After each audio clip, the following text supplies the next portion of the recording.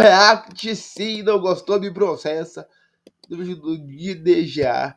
O novo episódio de Westworld tentou recriar o Westworld clássico. Entendo o caso. Vídeo postado um dia atrás, deixa o like aqui. E que nem eu digo sempre, se inscreve. Aqui estamos em busca dos 100. E bora lá, né? Pai! Episódio: o que acontece quando um episódio da nova temporada tenta trazer de volta elementos clássicos? Ao longo dos anos, nós vimos as Pode não mudanças ver que esse episódio. aconteceram no desenho de Bob Esponja, cada vez mais tornando um estilo frenético e o mais idiota possível, resultando numa queda perceptível de qualidade geral dos episódios. Mas na última temporada do desenho, os produtores resolveram pegar elementos que são muito mais vistos nas primeiras temporadas e incorporar tudo num episódio em que Bob Esponja e Sandy roubam a cena, servindo como uma espécie de homenagem ao Bob Esponja clássico, tentando imitar o estilo de arte da primeira temporada. Vamos descobrir se o Bob Esponja do Novo Testamento honrou essa homenagem ou estragou essa ideia.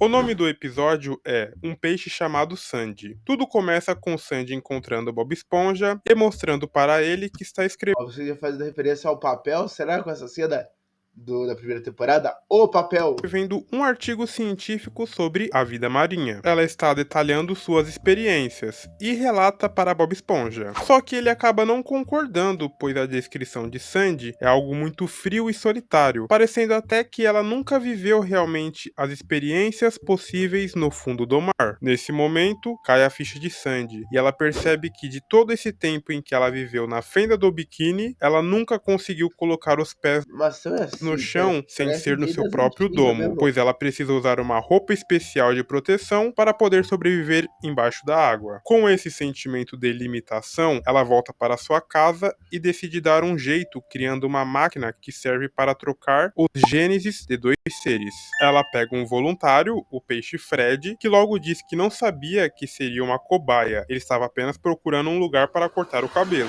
e acaba realizando a Será que ele não queria transformação quebrar com a esse tal perna? peixe. Nesse momento, ela deixa de usar os pulmões para respirar e acaba ganhando guelras, que ficam localizadas em seu pescoço. E logo após isso, a transformação já começa a mostrar suas consequências. Ela não consegue respirar dentro do seu domo. Bob leva ela para fora, mas Sandy está com medo de respirar pela primeira vez embaixo da água sem equipamentos. E do nada surge Patrick para dar uma mãozinha, ou uma mãozona. A partir O desse Patrick apareceu do nada. momento, Sandy pode aproveitar tudo o que sempre desejou na fenda do biquíni, sem restrições. Bob Esponja faz um Eu tour vou com ela fazer por a diversas atividades festa! legais, que vão desde praticar o karatê sem os equipamentos que ela usa, até brincar no campo de águas vivas. E nesse momento, Sandy leva seu primeiro choque, literalmente. E como não pode faltar no bingo do Bob Esponja do Novo Testamento, eles foram irritar Lula Molusco. No momento de maior paz nesse tour É deles, começamos a bingo! ver as sequelas do procedimento feito por Sandy.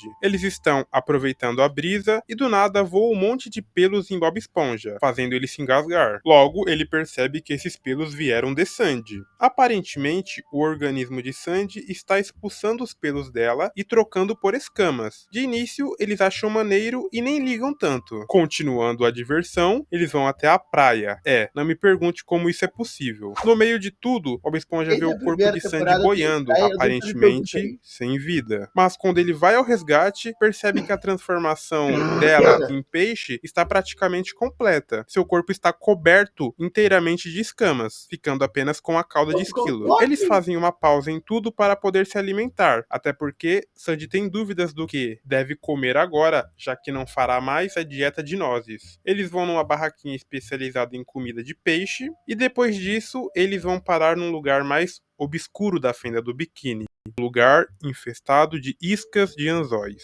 Nesse Eu já momento, vi é isso mega antes. curioso porque Sandy meio que para de raciocinar. Bob tenta de toda forma evitar os anzóis, mas ela vai diretamente neles, meio que por impulso, e acaba sendo pega por um pescador. O tal pescador toma um susto quando vê a cara da sua pesca e devolve para o mar. Bob Esponja, que estava lamentando, se sente aliviado que Sandy retornou com vida depois desse momento de tensão. Só que nesse momento, chegamos à conclusão da transformação que estava em estágios finais. Porém, para a surpresa de todos, Sandy perde a consciência, ficando num estado primitivo e se tornando um peixe mega perigoso e selvagem, além de aparentar ser muito forte. Ela sai de perto de Bob Esponja e encontra sua primeira vítima, justamente Gary, o caracol de Bob Esponja. Quando Bob chega, ele vê apenas a concha de Gary e acaba tomando um susto, pensando que seu pet virou um lanchinho. Só que Gary foi mais esperto e se escondeu atrás de uma rocha. Bob Esponja encontra como solução pegar Sandy, que está sem controle, colocar dentro de uma espécie de gaiola e levar de volta para sua casa, para poder encontrar a cura. Ele consegue e chegando no local, ele joga lá dentro da banheira, mistura alguns líquidos com um soro do Gênese de esquilo, tentando reverter a transformação de Sandy.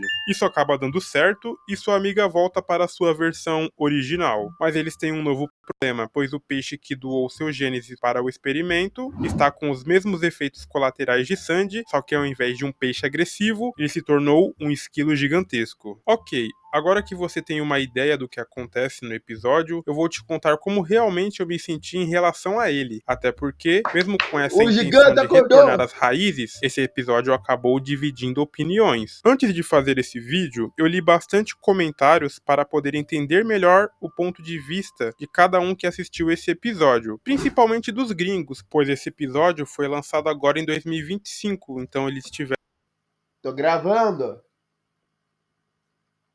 Tá bom, pai? acesso antes do que a gente. Comparado com tudo que eu assisti das últimas temporadas, tiveram acesso antes do que a gente.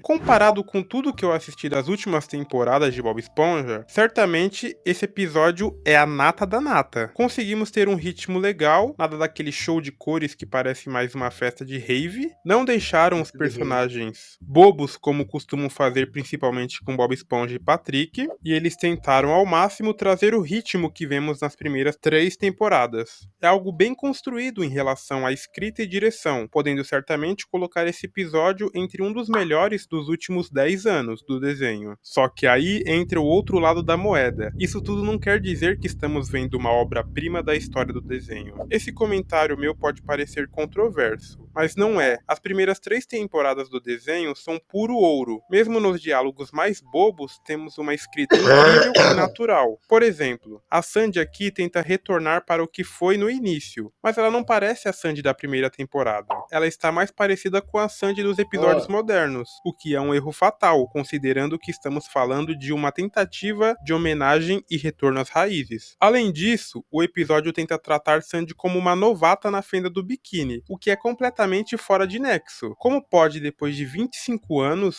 ela ainda não ter uma noção de como os peixes vivem por lá, ou como eles comem? Isso tem um tom forçado para desenrolar o episódio, até porque Sandy clássica tem seus momentos de inocência e curiosidade, mas isso não é ter Alzheimer e esquecer tudo sobre o que é a rotina dos moradores na fenda do biquíni, e todo o contexto geral do ambiente. Outro ponto que notamos é a falta de piadas. A única que tem um certo destaque é quando Patrick conversa com Sandy após a transformação. Ele diz para ela: "Esqueceu como se respira? Acontece comigo o tempo todo."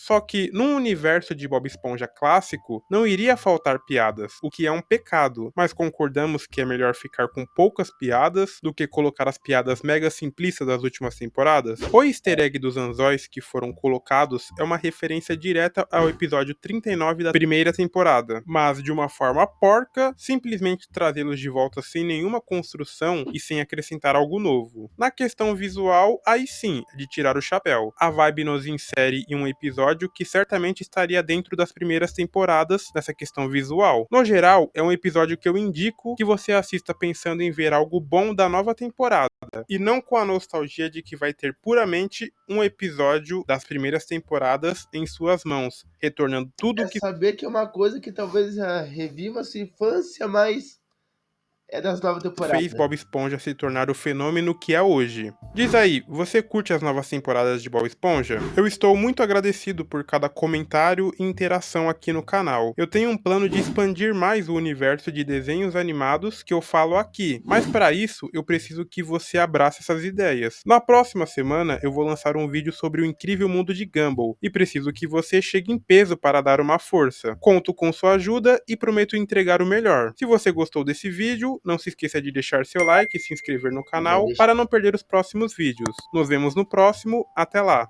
Fui. Opa, peraí. Deixa eu arrumar aqui. Foi, peraí. Tá difícil. Foi. Então esse foi o vídeo, eu falei, foi.